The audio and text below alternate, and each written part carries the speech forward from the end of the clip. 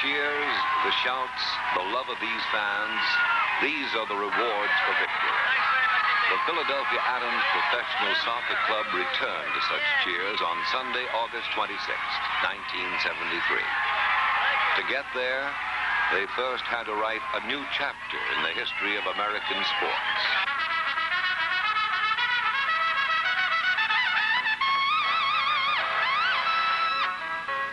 The Philadelphia Adams were a fledgling franchise in 1973, born into the ranks of the North American Soccer League at a time when no professional soccer team in the United States could claim any real notoriety. That was a situation they alone would change in 1973.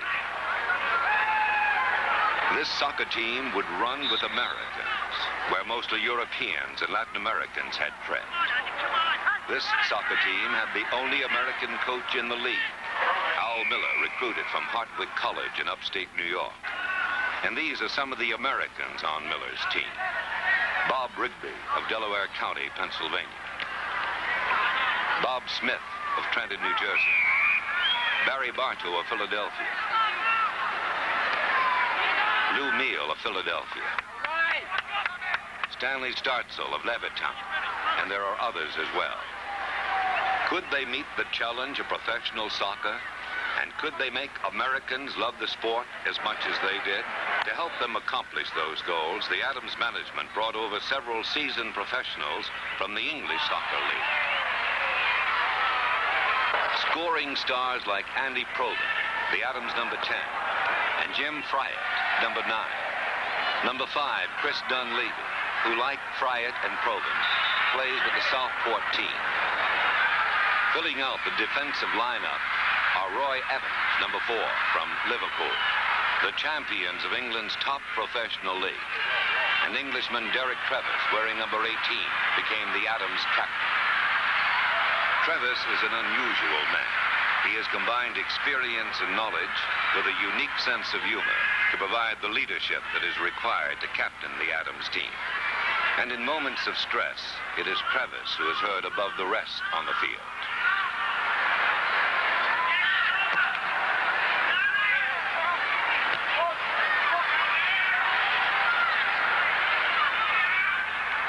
Derek prefers not to describe his on-field banter as orders. They are, by his own description, suggestions, merely an extension of the voice of the coach, Al Miller. Trevis, named to the North American Soccer League All-Star team, talks about what he must do on his side of the touchline. I'm sort of the liaison between the coach on the bench and the players in the team. He can only go so far. He can only get us out there to play. When we cross that byline, that touchline, and we're on there, he does nothing. He can shout instructions to a certain extent, but he's not on there. Therefore, I have to be the sort of the liaison on the field. I am the coach on the field. Orders come through me. Communication on the field isn't only by voice. Players signal each other with the nod of a head, an uplifted hand, an appropriate glance, anything to serve the purpose. The Adams communicate so well that to the observer it appears that in the moment before the ball travels between two players, a telepathic spark first travels the same path. It was a display of teamwork that completely baffled the Finn Harps of Ireland, who expected barely a squeak from their American opponents, and who were shut out instead. Even the defending champion New York Cosmos were dazzled by the Adams' ability to keep control of the ball.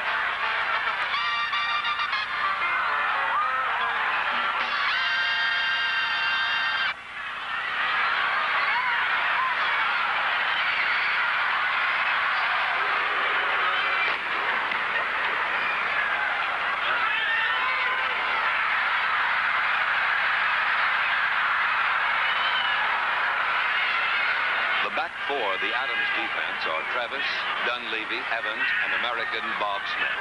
All of them 1973 All-Stars. But the last defender in soccer is always the goalkeeper.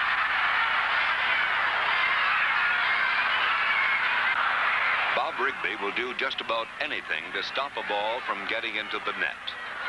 The rookie's record at preventing his opponent's goal shots from reaching their destination was the greatest in the history of the North American Soccer League. 0.062%. Scarcely one goal every other game. It's a one-shot deal. You can't make mistakes in the goal. A mistake is a goal. So therefore, it's a percentage thing. The most important thing is consistency.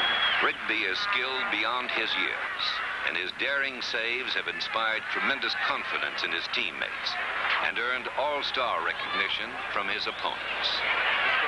Tremendous pair of hands. The other keepers here we find save balls, they can dive out and save them, but they sometimes don't stick, whereas Bob goes for them and they stick. If they stick, you've got a lot of confidence. If the ball's going over your head and you think you may be able to get it, you know damn well if Rigby says my ball to one or two of us, you let it go and you know it's going to stick in those great big hands of his. I'm most impressed with Bob. He wants to learn, which is a great thing. He doesn't think he knows everything, and that's good. In his own view, Bob Rigby is just an American school kid, unpretentious and unassuming. He doesn't look up when young girls seated behind the goal shout for his autograph. And he isn't fazed by young soccer players who emulate everything from his style to his stylish haircut. Really, if you'd asked me a year ago if I had any idea that I'd be sitting here, overlooking Veterans Stadium, I would have just called you the craziest guy in the world. So things have just happened too fast. I just think this is fantastic. It's just the fact that I'm on the team and knowing the team members and meeting the British players, and it's just been all too much, and the fans and the young kids on top of it. We just haven't got everything into place yet. In mid-season, Rigby was handed the first major disappointment of his career in pro soccer. A teaching session for young boys turned into a disaster when the Adams star goalkeeper twisted his knee, tearing some ligaments. All right, Andy. He was left limping and on the sidelines for 4 weeks. In his place, sub-goalkeeper Norm Wingert, another mature American, guarded the nets. Adams' general manager, Bob Ellinger, feels Wingert is the forgotten hero of the team. It was not easy stepping into Rigby's shoes. It took courage and skill. Wingert's first encounter with professional opponents was against the tough players of Mexico's Veracruz team. Anywhere between... Afterwards, Coach Al Miller commented to reporters on Wingert's performance. I think a young fellow did a good job tonight. If he plays like that, it can't hurt us. If he gets himself prepared mentally, and he can do the job. He has tremendous reflexes. He did it for me in the national... that's him right there. Did it for me in the national tournament. Came on when my first string goalkeeper got injured. Came out and played a blinder. He made 2 brilliant saves tonight. I'll tell you, one was a definite goal. The one he pushed wide was a definite goal. Wingert would remember that game as his trial by fire, but he was soon able to talk about it easily with his teammates. I didn't think he was a dirty player, though. The big dude, number 9, right? Yeah, but I think he couldn't help it because he was running in, right? I think they're coming up from Latin America. They want to put on a good show, instead of that kind of stuff. Wingert's trial against tough opposition would be matched by the personal battle Bob Rigby had to face getting back on the field. When he returned, Rigby's confidence was shaken, and he favored the still painful knee, learning to fall on it despite the injury. It was a process watched carefully by his teammates, among them North American Soccer League All-Star Chris Dunleavy.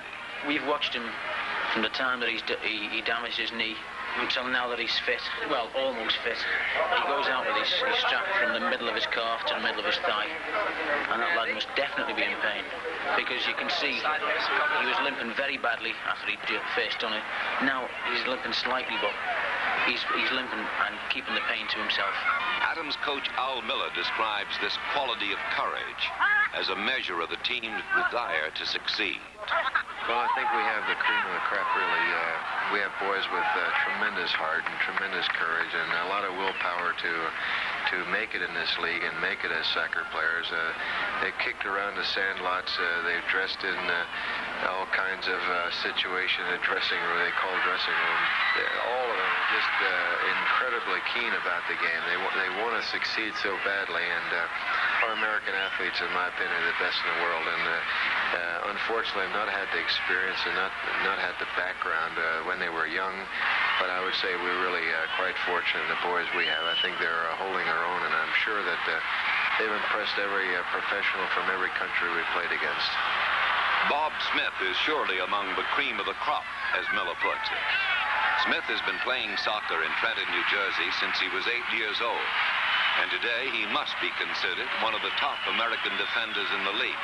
Like so many of his teammates, another NASL All-Star player. Smith has, according to his teammates, developed tremendously this season. But Bob Smith is quite modest about his own ability. I get beat a couple times here and there, and I make a lot of mistakes, but after the game, I look at those mistakes in my mind. I think, now what did I do wrong? And these mistakes are only mistakes that'll be corrected through experience. A more experienced ball player would do differently. I didn't get many chances at that ball. The ones I got, I was going to make sure I got the ball, you know. I wasn't concerned about where I put it after I got it. The balls I got out, you know, they said, oh, good save and everything, but I'd just kick them, and they'd go anywhere. Now, a good ball player he'd have the ball won, and he'd see that. So he'd control it and do something constructive with it. Guys, right now I'm in a stage, if I can get to that ball, I'm satisfied with that, and I just get it out of our defense. Both his teammates and his coach say Smitty, as they called him, underrates himself. When the Adams played the Miami Toros in the late season showdown for the Eastern Division title, Smith was given one of the toughest jobs in the game. His assignment was to guard the league's leading scorer, and ultimately its 1973 most valuable player, Miami's Warren Archibald.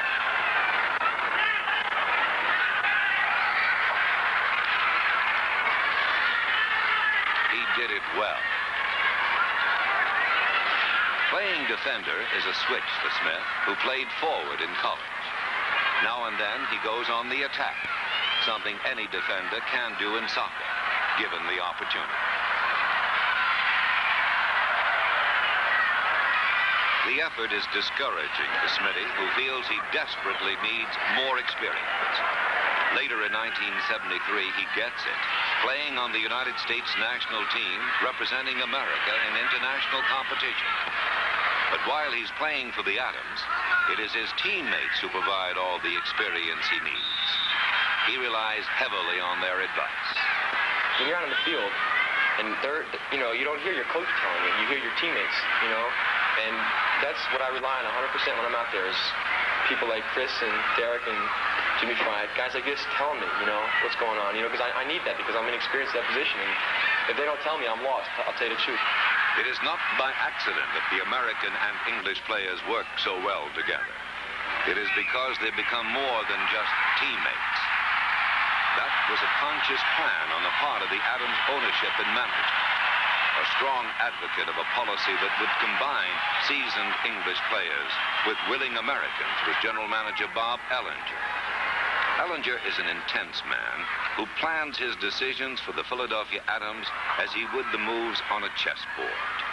The ultimate effect of every decision is evaluated beforehand. And so it was with the plan to have the Adams American players train in England for 2 weeks with the men who would soon play side by side with them in the States. The decision had obviously successful results, according to Ellinger. Our English and our Americans blended together very, very smoothly. Young lads like Bobby Rigby and Bob Smith, who had a great deal of skill, but it had to be honed and improved, just matured and grew greatly next to Derek Trevis and Chris Dunleavy and the other fellows in the back defense. But even more than on the field, off the field too, they lived together, they got along very, very well. It created a togetherness which enabled us to hang together on the field right on down the line to the last minute in Dallas. The prime English players, the most valuable members of the team in terms of scoring ability, were Andy Proven and Jim Fryett. Proven's number 10 and his nickname, the Flea, a reflection of his 5'5" size, became perhaps the most familiar picture of Adams soccer to Philadelphia fans.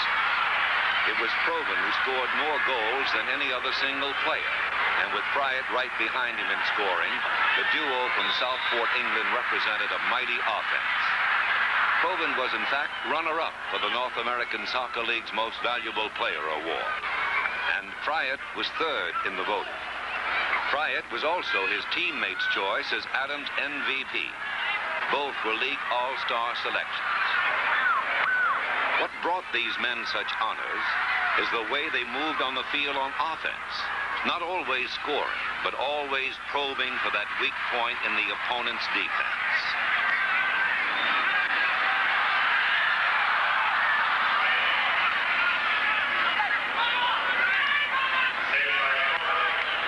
Proven, in his Scottish accent, explains how they do it. The big lads are always trying to take the ball on the floor to them, to beat them, you know, on the floor. And Jimmy Fryett's seeking them out in the air. If they're weak in the air, we play to Jim. If they're weak on the floor, they play to me. I think this is the only way to do it. You just seek out their weaknesses, you play to your own assets, and everything falls into place. But for all of Andy Proven's scores, and for all Jim Fryett's goals, there are a dozen frustrations. Those attacks on the goal that fail. These are moments that build the crowd to heights of tension, but the climactic moment of the play is generally not inside the nets. The frustration of a missed goal, the chained anger in the moment after an opposing player commits a foul. This is the stuff from which soccer experience is built, even for a veteran of 15 years in the pro leagues like Jimmy Fryatt. I've played so long now that whereas when I was 18, 20, I used to argue with referees, get cautions, get sulky, jack the game in. I don't know. I just say, well, the referee's given the decision, get on, play the game. Next time it might come my way, and that's it. And when you're a striker, you're in the thick of things all the time, and you can't afford to get too much involved with other people's problems, really, because you've got a lot of problems of your own up there when people are trying to kick you. And it sounds harsh that way, but there is a lot of physical contact if you're going to be a striker, and you've got to be able to take it and just shrug it off and go back again. But I say, with experience, you say, right, that's gone. But next minute it might come again, it's in the back of the net and you're a hero again. Fryett's strongest point on offense is his uncanny ability to direct the ball just about anywhere with his head. He can head the ball toward a friendly teammate or directly into the opponent's goal. Heading the ball is his principal art.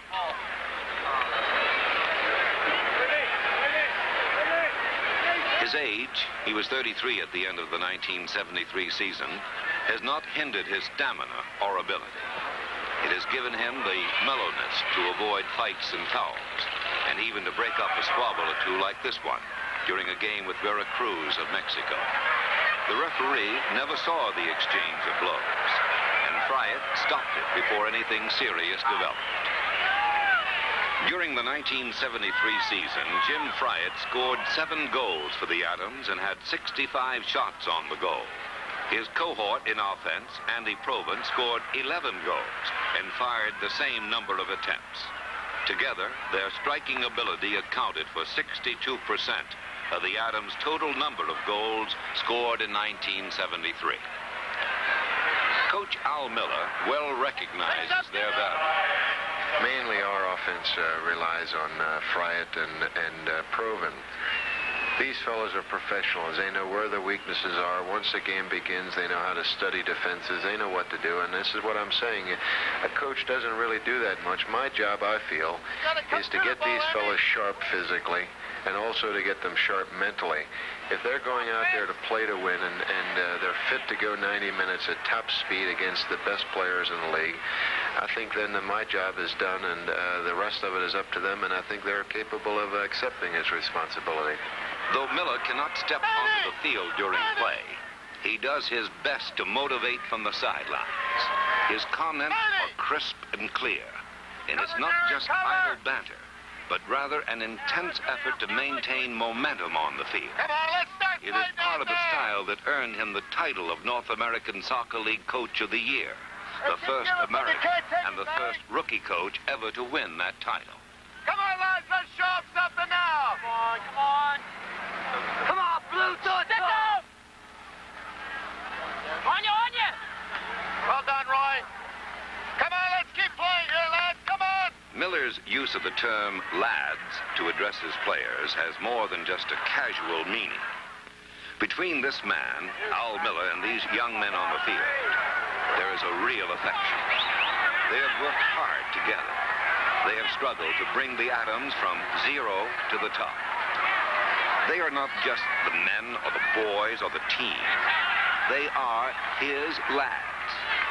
And when one of them gets hurt, Al Miller is up on his feet in anger.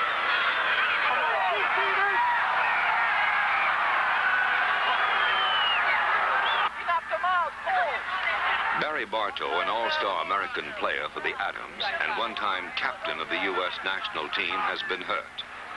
An opposing player from Veracruz caught Bartow on the chin with an elbow. He is bleeding and shaking. Miller joins players and Dr. Joe Torg, team physician, on the field.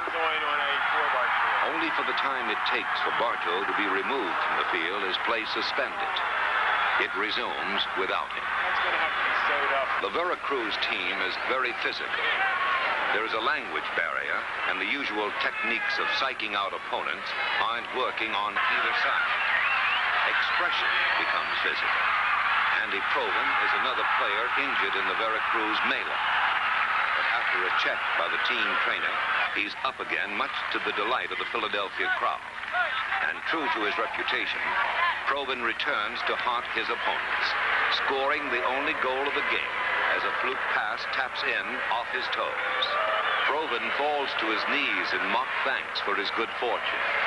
The now familiar shotgun blast that marks Adams' goals this time marks an Adams victory.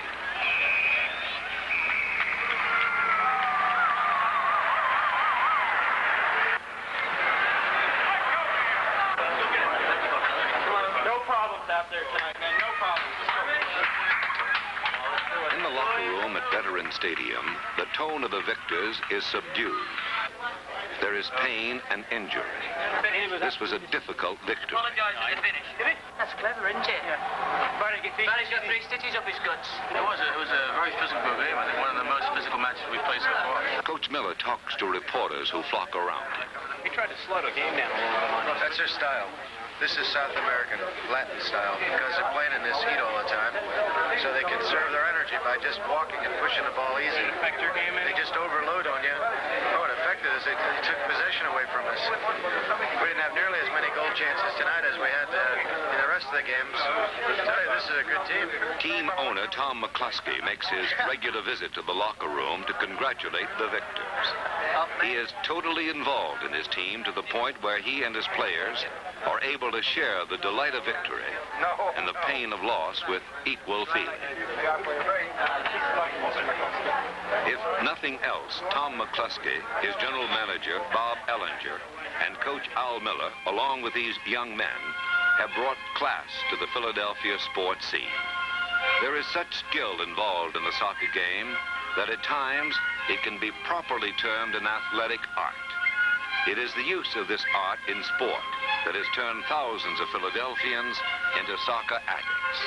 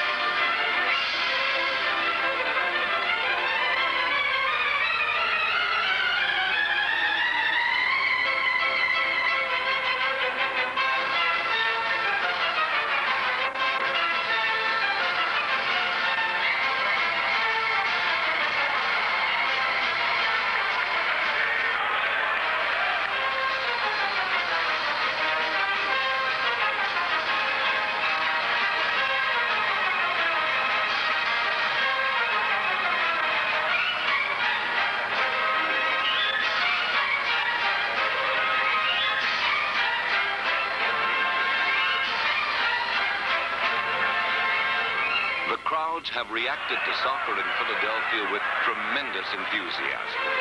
In 1973, the Philadelphia Atoms outgrew every other team in the North American Soccer League, and this was Philadelphia's first year. At the home opener, there were nearly 22,000 in attendance, a new league record for a single game. And games throughout the season saw crowds close to that figure. When a Philadelphia crowd is behind you, you know it. I don't normally hear crowds, but I had to hear them tonight, and their enthusiasm and support has just been phenomenal for a first-year club. I'm glad I'm in Philadelphia. At times, the ball seems to head straight for the net. Just on the lift it gets from the fans. They try to push the ball in with their vocal encouragement. Encouragement that inspired 9 Atoms to North American Soccer League All-Star selections. An enthusiastic crowd can give a player a second wind. It is an added boost for players who must run throughout the 45-minute half of soccer play. There is no stopping here, no moment to cool off. But crowds alone cannot sustain that drive. What a player eats is as important as his desire to win. And for the Atoms, protein is the answer. This is the training table dinner on the night the Philadelphia Atoms played the Toronto Metros in the 1973 semifinal playoff game. The Atoms would run onto the field, fortified by the thickest steak available in the midst of an American beef shortage. is really into the soccer scene right now. We're going to make this. The players talk of other things besides the upcoming contest, though it begins in less than 4 hours. They're all, on the surface at least, at ease. This night, though, there is an underlying tension. It is seen most visibly in the faces and hushed tones of the Atoms management. Al Miller seems preoccupied. Of the players, Jim Fryatt is obviously tense. Andy Proven puts on an air of gaiety, but he too is concerned. Though the others are not yet aware of it, Fryatt and Proven are the subject of intense negotiations being conducted as the team has dinner.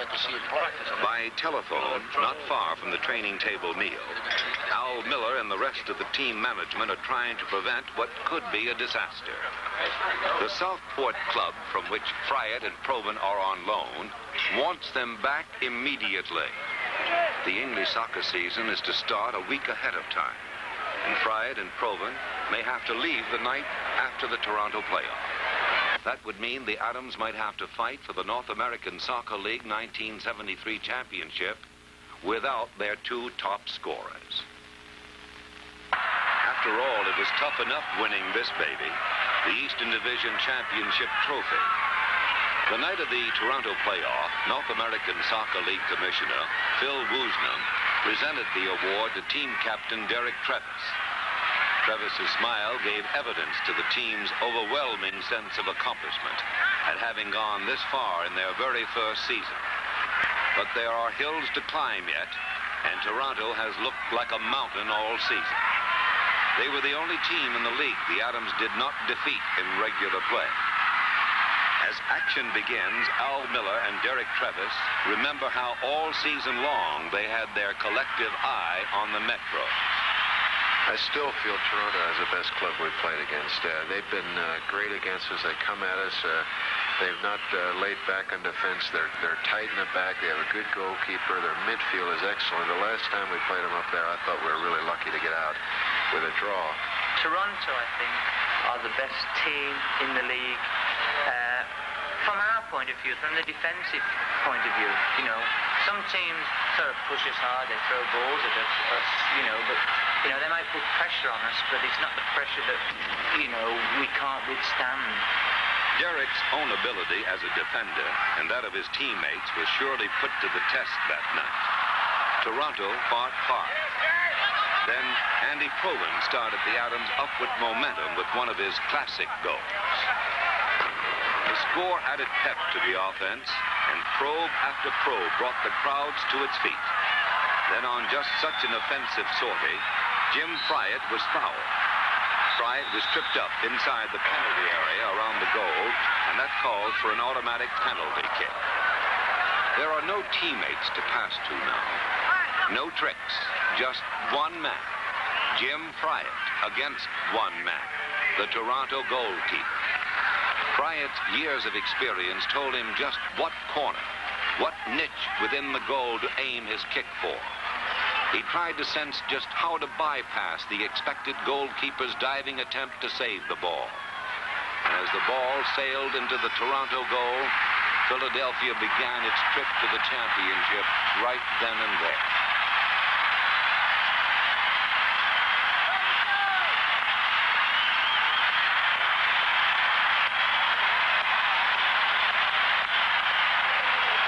As for the final goal of the game, Stanley Startzel passes it forward to Barry Bartow.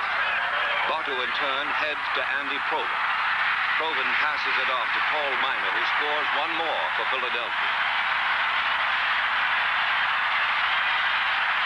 The Toronto playoff is the last game the Adams will play at home in '73. The crowd gives them a standing ovation lasting for several minutes. They sing Auld Lang Syne to the new team that has brought pride to Philadelphia sports. And in return, the thankful, ecstatic team turns to the crowd and thanks each fan for his and her support.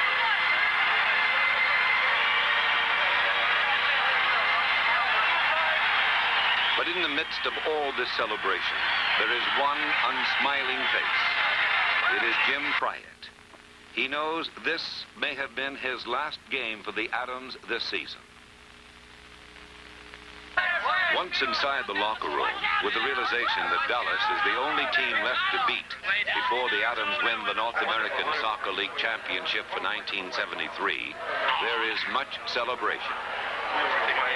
Coke is used in place of champagne in anticipation of Dallas's defeat. But Proven and Friett are not part of the celebration. Neither man has the heart to speculate about his future, not for tomorrow, no less the coming week's game. At this point, there's just the slightest chance they may be able to play against Dallas August 25th at Texas Stadium. Little enough to pin one's hope on. The players, still unaware of the Proven-Friett problem, can still quip with Tom McCluskey about the victory.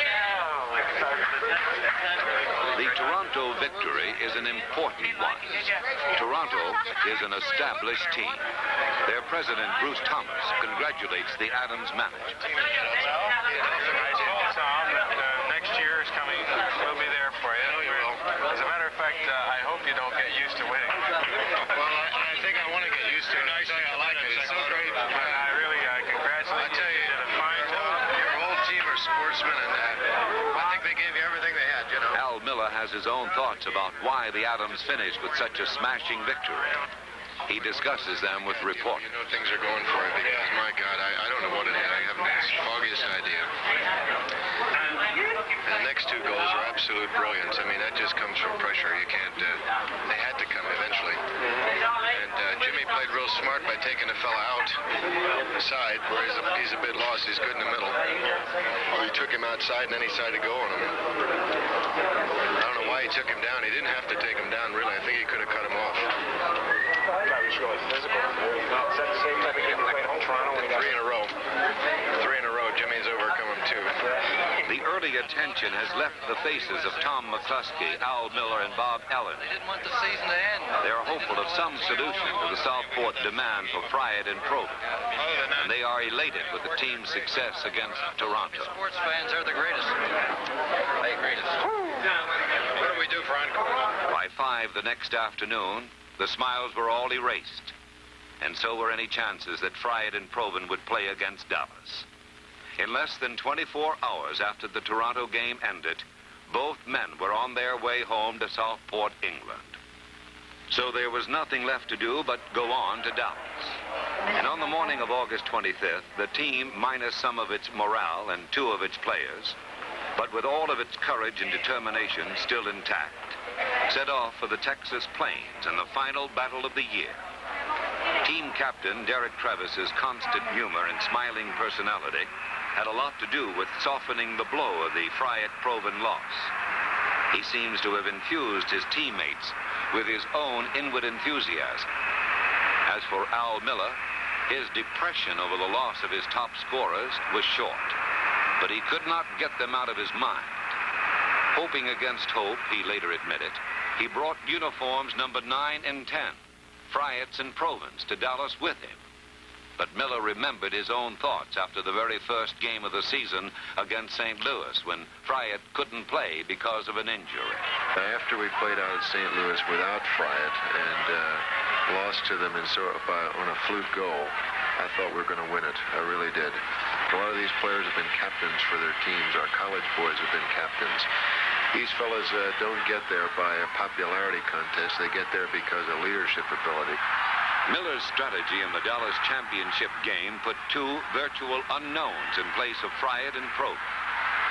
Charlie Ducilli, a forward who had scored only a single goal all season, and Billy Straub, acquired from Montreal only 6 hours before the league's trading deadline, some weeks early.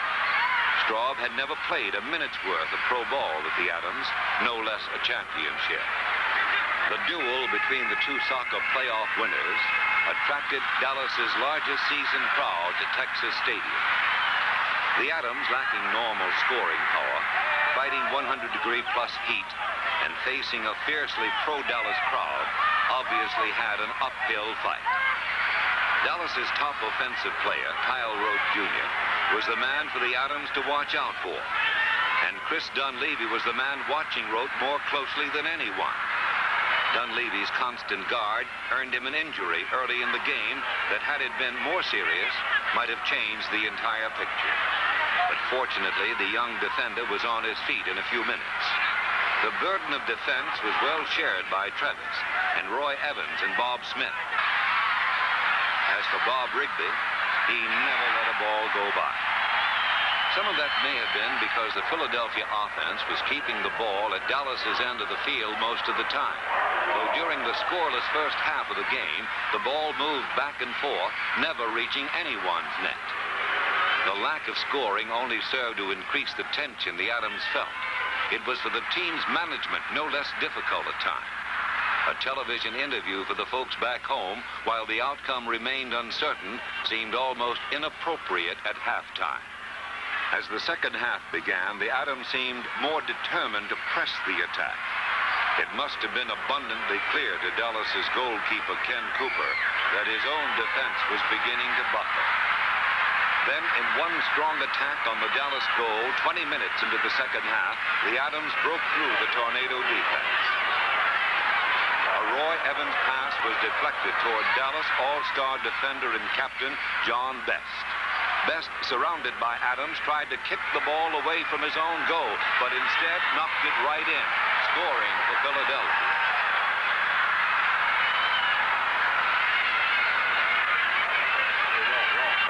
Dallas rallied for a while and brought the still uncertain game back to the Adams defense.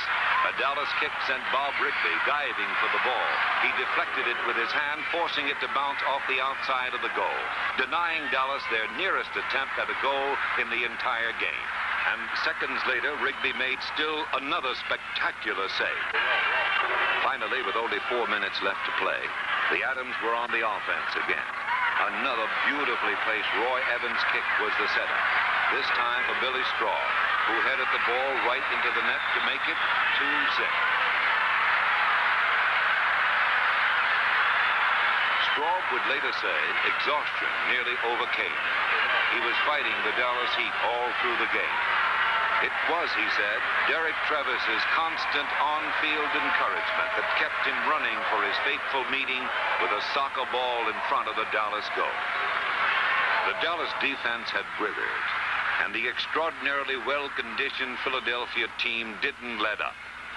Even in the last minute of play, Philadelphia midfielder George O'Neill pushed the ball toward the Dallas goal in hopes of another score before the clock ran out.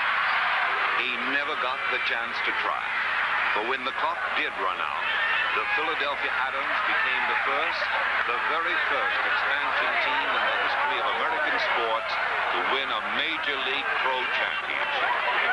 They did it ended in just 229 days from the date Tom McCluskey was awarded the Philadelphia franchise that became the Adams. We're done. We're done. Sunshine. How about it? So about it, you bastard. For every player, for the coach and for the management, this moment in Dallas proved 1973 the year of America.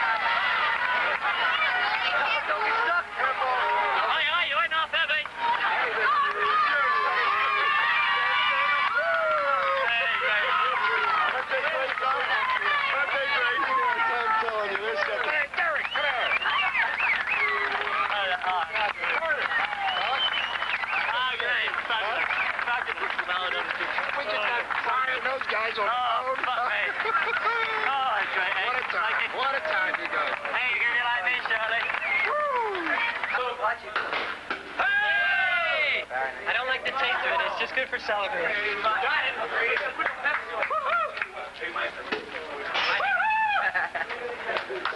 sir. Hey, 13 men. A little bit of Jimmy and Andy there tonight. Oh, great, son. Great, son. Good job. You know, everybody's blown up. Well, he's been blown up. Maybe out of proportion. Everybody's blown up. He scored all these goals. He's the rookie of the year. He said he's going to do this, that, and the other. The lad had so much pressure on him that maybe I think it got him down a bit. Because I think in the second half, I don't know whether it was his legs died or his heart died. One or the other. One of them died. His legs or heart.